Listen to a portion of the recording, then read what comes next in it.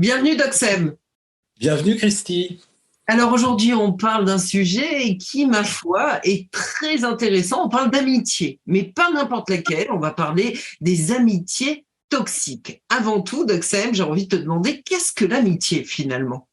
Déjà, on peut la définir comme un sentiment qu'on développe à deux, une forme d'affectivité entre deux personnes qui appartiennent ni à la même famille, ni à un couple. C'est un sentiment réciproque d'affection, de sympathie, d'attachement mutuel et de bienveillance entre ces deux personnes et sur un registre d'égalité, d'écoute et d'entraide. C'est une relation quand même qui est équilibrée. Voilà en gros l'amitié, même s'il y a des amitiés complexes, évidemment, mais c'est l'une des définitions, on va dire. Alors, en parlant d'amitié complexe, comme tu viens de le dire justement, comment peut-on définir une amitié toxique? Alors, une amitié toxique, c'est d'un autre registre. Elle devient toxique à partir du moment où il n'y a plus cette réciprocité qui est de mise, que l'un des membres va développer à l'endroit de son ami, finalement, des sentiments exacerbés de jalousie, de possessivité, d'envie, qui va faire preuve à un moment donné d'une certaine forme de malveillance, alors que la bienveillance, normalement, doit être de rigueur dans l'amitié, en culpabilisant l'autre, en le dénigrant, pour se valoriser lui-même, parfois. Et globalement, la relation, elle cesse d'être saine quand il n'y a plus, je dirais, cette forme de bienveillance et qu'il y a une forme de négativité qui va, on va dire, être dans cette relation. Dans l'amitié toxique, c'est une relation qui va aussi rapidement être à sens unique, avec une situation qui va faire en sorte qu'à un moment donné, la relation, il y en a un, en général, c'est celui qui profite de cette amitié, qui va générer cette toxicité, qui va prendre le pouvoir sur l'autre en installant parfois une relation d'emprise, en isolant l'autre, en le rejetant. Enfin, voilà, c'est ce qu'on peut définir comme ça, comme une forme d'amitié toxique, où il y a une forme de malveillance qui va vampiriser un petit peu l'autre. Certains arrivent à parler parfois d'amitié trop envahissante, intrusive, qui peuvent les gêner finalement à un moment donné, et parfois ça les amène à couper court, ce type d'amitié, quand c'est trop. Alors, j'ai déjà entendu parler, en fait, de personnes qui étaient exclusives en amitié, par exemple. Est-ce que c'est le début, justement, d'une amitié toxique ou il peut y avoir des amitiés où l'un des deux protagonistes de cette amitié, on va dire, est plus exclusif que l'autre? Alors, ça va souvent arriver petit à petit au décours de la relation amicale. Il y a des signes quand même qui peuvent être d'alerte, même s'ils sont discrets. Et c'est pour cette raison que c'est pas toujours évident, parce qu'il y a un attachement qui s'est créé. Mais la plupart du temps, les personnes se sentent souvent un peu subjuguées au départ par l'autre, dans une forme de reconnaissance, d'admiration vis-à-vis de l'autre, presque un éblouissement face à cette amitié. Et c'est même un peu trop, c'est comme la relation amoureuse, parfois il y a un peu de trop, et d'une amitié un peu trop hors norme finalement, alors qui pourrait être positive, mais ça va basculer finalement dans quelque chose qui va à un moment donné aller vers une forme d'aveuglement avec, et qui va faire en sorte que la personne ne va pas se rendre compte tout de suite que cette amitié va devenir toxique. C'est vraiment un processus. La plupart du temps, on ressent quand même une relation qui est déséquilibrée, puis rapidement l'impression qu'on est un peu instrumentalisé, voire utilisé dans cette amitié, et une impression de se sentir un peu dépossédé de soi. C'est vraiment le sentiment qu'ont les personnes qui vivent ça, qu'elles sont presque sous emprise, voire une forme d'influence. Et d'ailleurs, l'entourage va remarquer souvent quelque chose qui, en gros, ne tourne pas tout à fait comme d'habitude, sans pouvoir vraiment l'identifier. Il va percevoir l'importance et l'envahissement finalement de l'autre dans cette amitié. Donc c'est souvent comme ça que ça va se passer en tant que tel. Alors justement, tu nous parles des différents signes d'une amitié et là, l'exclusivité dans une relation telle qu'elle soit, est-ce que effectivement, comme je te le demandais au démarrage, est le signe que ça va tendre vers une amitié toxique? Alors, c'est un des signes, effectivement, quand il y a une exclusivité qui est trop forte. C'est pour ça que je parlais d'envahissement. Hein. On se sent envahi par l'autre et l'autre, finalement, va petit à petit nous faire comprendre qu'il ne supporte pas qu'on ait d'autres amitiés, d'autres personnes, je dirais, auxquelles on pourrait se confier ou avoir des relations. Alors ça peut être ne pas supporter d'autres amis, mais ça peut aller jusqu'à une concurrence vis-à-vis de la famille aussi, hein, des propres parents, de l'autre, voire même s'il y avait petit ami, une concurrence terrible, et même des menaces et des chantages pour conserver cette exclusivité relationnelle. Alors, on peut parler peut-être de victime lorsque on est face à une amitié toxique avec une personne toxique, un comportement toxique. Sur le plan individuel, Doc Seb, que ressent la victime dans cette amitié toxique? Alors, la victime, elle va se sentir dépossédée d'elle-même, hein, souvent. Elle va perdre aussi ce plaisir de l'échange avec l'autre et du bien-être qui, normalement, devrait être généré par, finalement, cette relation amicale. Elle va petit à petit, elle qui était dans une grande confiance, perdre aussi ce sentiment de confiance et de sincérité. Elle va avoir l'impression que l'autre peut se servir un petit peu de certains éléments de fragilité qu'elle a pu confier contre elle-même. Et c'est là où ça va devenir complexe, hein, pour elle, en tant que telle. Dans une amitié toxique, la personne toxique l'est-elle forcément aussi pour le reste de son entourage? Alors, pas forcément toujours, parce que ça peut être vraiment un lien très particulier qui va s'installer avec une personne, qui va faire écho aussi, je dirais, à sa propre histoire. Mais bon, on a différents types de profils, hein, et il y a des personnes qui vont, elles, créer, je dirais aussi, une forme de nocivité autour de leur entourage en général, du fait pas forcément qu'elles aient créé cette relation uniquement, mais parce qu'elles ont une personnalité pathologique, hein, en tant que telle. Et ça, c'est vrai qu'on pourra développer, c'est la question de différents types, hein, de personnes et de toxicité. Alors justement, rentrons dans le vif du sujet. Existe-t-il un profil particulier de personnes toxiques, surtout dans une amitié? Alors, il y a différents types de profils, hein, de personnalités toxiques qu'on va retrouver, hein, dans ce qu'on peut appeler les personnalités dites difficiles.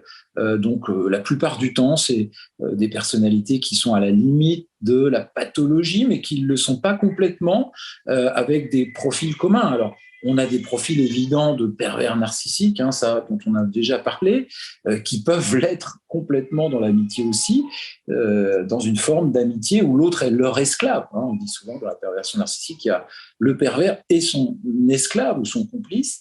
Il y a des profils mixtes avec des formes limites un peu de personnalité, des profils égocentriques, hystéro-narcissiques qui sont vraiment centrés sur eux-mêmes, des manipulateurs parfois, des paranoïaques aussi, on peut arriver à en voir plus rarement, des jaloux obsessionnels, des hyper-rigides. Voilà, on a une mixité, mais qui correspond finalement aux personnalités dites difficiles, hein, en tant que telles. Et en général, la personne toxique, au même titre qu'elle peut l'être dans la relation amicale, elle peut aussi l'être dans la relation amoureuse, hein, bien souvent. Et voilà, et les personnes en font leurs frais. Hein. Alors, oui. on parle de profil justement, Doc Seb. Est-ce qu'il y a un degré également de toxicité, j'ai envie de dire, dans une relation? Alors oui, bien sûr, et ça on le voit tous, hein, dans nos amitiés. Il y a des amitiés alors parfaitement saines et sereines, harmonieuses, bon, qui existent tout à fait. Il y en a d'autres qui vont être teintées un peu de rivalité, mais ça fait partie de la rivalité imaginaire. L'autre réussit quelque chose, et pas forcément nous, mais bon, on s'en accommode. Et puis après, il y a des degrés de sévérité ou de toxicité, ça va de léger, où on sent quand même que cette personne ou son contact ne nous aide pas forcément à nous sentir mieux. Il y a modéré, où là, ça commence à empiéter de plus en plus dans notre vie, voire même on se pose des questions, par rapport à la continuité de ce lien, et puis des amitiés qui sont sévèrement toxiques, où là, on peut voir des effondrements aussi par rapport aux victimes de ce type d'amitié, qui vont développer des formes de dépression, vont être très mal dans cette relation, et qui elle-même d'ailleurs cherche quelque chose dans ce lien affectif très fort. Je dis ça parce qu'il y a aussi quand même le rôle de la personne et de pouvoir se sortir elle-même de ces schémas aussi de répétition dans ces liens d'amitié. On a des personnes comme ça qui vont d'amitié toxique en amitié toxique. Alors, pour bien comprendre et surtout pour pouvoir faire la différence, quelle différence y a-t-il entre une amitié toxique et une amitié déséquilibrée? Alors, c'est vrai que c'est pour pas confondre, effectivement, c'est tout à fait important parce qu'on pourrait croire sinon que tout le monde a des amitiés toxiques, etc., dès que c'est un peu déséquilibré. Bon, il peut y avoir des amitiés qui ne sont pas toxiques en tant que telles, mais qui sont un peu déséquilibrées. C'est-à-dire qu'en partant du principe qu'une amitié, bon, elle est basée sur l'échange, l'entraide, l'écoute, la confiance, mais bien souvent, on souhaite que l'investissement de soi soit au même degré pour l'autre aussi dans la réciprocité, mais c'est pas toujours le cas parce qu'il n'y a jamais une parfaite égalité, évidemment. Puis ça dépend de la nature des personnes, mais parfois dans le cadre d'amitié déséquilibrée, la non-réciprocité c'est pas seulement une impression, mais c'est une tendance forte de ce type de relation où l'un va écouter beaucoup plus l'autre, l'un va donner beaucoup plus de son temps que l'autre, rendre des services en permanence, et n'a que peu de retour finalement.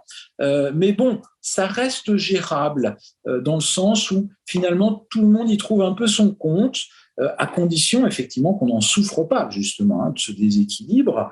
Bon, mais ça peut être un mode, je dirais, de relation parce qu'il n'y a jamais complètement un parfait équilibre et puis qui dans le temps va peut-être changer parce que parfois on a dans des contextes de la vie difficiles, on va être aidé un peu plus par un autre et puis après, ça va s'inverser dans la roue de la vie.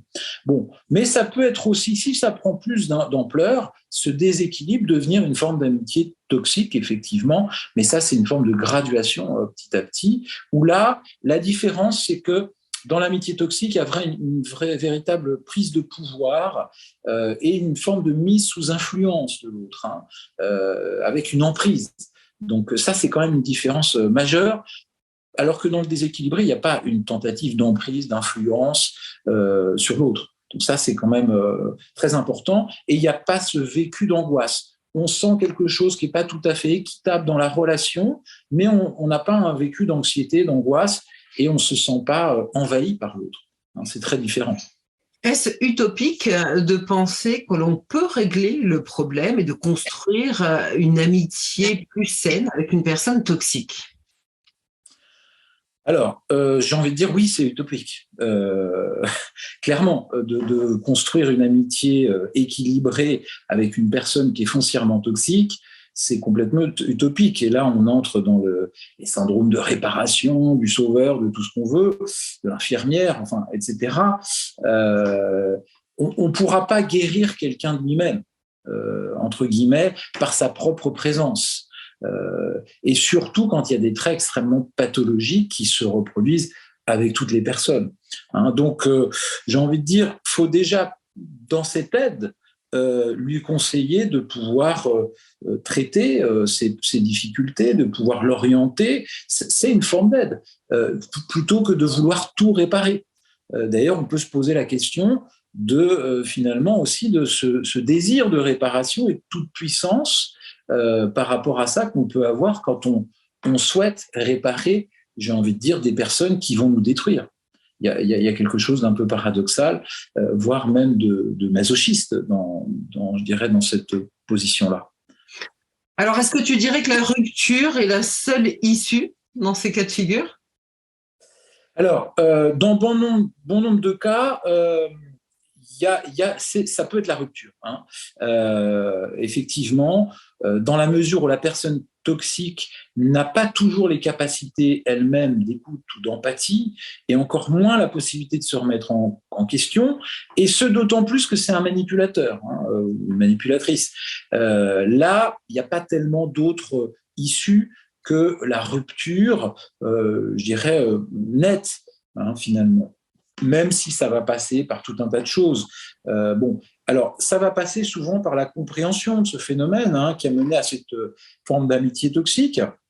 Bon, pour d'autres qui sont dans un vécu contextuel, et on pourrait croire qu'il y a une toxicité, mais qu'il y a des capacités de remise en cause et une envie aussi de réguler, de réajuster un petit peu les choses dans leur amitié, bon, là, il y a une possibilité. De toute façon, avant d'en arriver à la rupture, il faut déjà tenter tout un tas je dirais, d'ouverture vers l'autre, mais tout en restant quand même avec une certaine forme de protection par rapport à soi. Ça, c'est quand même important. Mais on peut tout à fait discuter avec les personnes, pouvoir quelque part identifier un peu les choses, passer une forme de contrat un peu d'amitié. Et puis, si on voit que c'est pas possible, eh bien, il faudra arrêter ce type de lien. Il y a des amitiés qui se font et qui se défont. Voilà. Et à la limite, j'ai envie de dire, vaut mieux se défaire d'une amitié toxique que d'une amitié positive et sereine. Alors, quand on suit ce raisonnement, on se dit souvent, ou peu importe le contexte ou les situations, on dit souvent que c'est beaucoup plus facile à dire qu'à faire. Alors, comment, justement, peut-on sortir d'une amitié toxique, Doxel ? Alors, pour sortir je dirais d'une amitié toxique, déjà dans un premier temps, dès que on ressent qu'il y a une relation qui devient malsaine, qu'il y a un malaise, qu'il y a un changement de notre comportement, une forme de dépendance affective aussi, parce que c'est ça qui empêche de quitter, et je dirais ce type de personnes, qu'on se sent coupable, qu'on se sent irritable, qu'on se sent anxieux, il faut se poser la question par rapport à soi-même. C'est-à-dire, qu'est-ce que moi, je vais chercher dans une relation qui ne m'aide pas en tant que telle. Et ensuite, une fois qu'on en est là, pouvoir poser cette dimension avec l'autre. Et puis aussi s'aider. C'est aussi par les tiers qu'on arrive à sortir de ces amitiés toxiques. À partir du moment où quand même on a la plupart des personnes de notre entourage qui nous disent bon, ça n'a pas l'air d'aller avec cette personne, je sens qu'elle est quand même bizarre, je ne te sens pas bien depuis que tu fréquentes ou que tu es vraiment dans ce lien très fort avec cette personne. Bon, que la famille également, à ce point de vue-là, il faut quand même tendre l'oreille à ça et aussi pouvoir quelque part se décentrer de cette personne finalement qu'on a peut-être un peu trop admirée, qu'on a peut-être trop, je dirais, mise sur un piédestal et prendre une certaine distance. Et à partir de cette prise de distance, se rapprocher de ses ressources naturelles, amicales et autres et familiales pour sortir de l'exclusivité et puis aussi se faire aider. En thérapie, on a bon nombre de personnes qui ont ces problématiques-là. Alors souvent, elles viennent parce qu'elles en souffrent beaucoup et parce qu'elles sont dans des scénarios de répétition dans leur histoire, répétition de ce type d'amitié ou de problématiques qu'elles avaient souvent antérieurement dans l'infantile et qu'elles vont essayer de réparer malheureusement avec des personnes qui vont les influencer un peu trop et prendre le pouvoir sur elles. Alors, avant de synthétiser, parce qu'on arrive à la fin de l'émission, j'ai une dernière question. Comment peut-on se mettre à l'abri d'une relation comme ça, une relation toxique ? Alors déjà, c'est de se dire qu'on ne peut pas, quelque part, mettre tout son investissement affectif dans une personne, et notamment en amitié. Même si on peut avoir des meilleurs copains, copines, c'est important de se dire et dès qu'il faut équilibrer un petit peu tout ça. C'est-à-dire effectivement avoir 2, 3 amis, bons copains, bonnes copines avec qui on a des amitiés, une bande d'amis avec qui on sort, mais pas une seule personne finalement qui ferait la pluie et le beau temps, qu'on mettrait presque dans une position parentale d'ailleurs, c'est ça souvent le problème. Et équilibré aussi au niveau familial, équilibré au niveau de ces centres d'investissement. Et à partir du moment où on est dans cette logique-là d'équilibre, il n'y a pas de raison finalement de rentrer dans cette dynamique-là. Et quand on est face à des personnes qui présentent des troubles de la personnalité, comme on a pu les nommer, eh bien, je dirais qu'il vaut mieux s'écarter un peu de ce chemin-là, même si elles peuvent paraître séduisantes, peut-être un peu trop, il y a toujours quand même quelque chose qui pose problème à un moment donné avec ce type de personnalité et se dire, bon, moi, je préfère finalement être dans ma vie équilibrée, choisir aussi d'une certaine façon mes liens affectifs plutôt que de les subir. Très important. On arrive, ça y est, sur la fin de l'émission. Donc, que doit-on retenir sur l'amitié toxique? Eh bien, déjà, c'est qu'il vaut mieux être dans des amitiés équilibrées, où on peut avoir un respect mutuel, une confiance, des échanges et une réciprocité. À partir du moment où quelqu'un prend le pouvoir sur l'autre, dans l'amitié ou dans toute autre relation, et qu'on se sent aliéné et dans une forme de mal-être, il faut quitter ce type de relation. Très bien. Merci à toi. On se retrouve rapidement pour une prochaine émission. Sébastien Garnegro, docteur en psychologie, sexologue et hypnothérapeute. Merci, Doc Seb. Merci.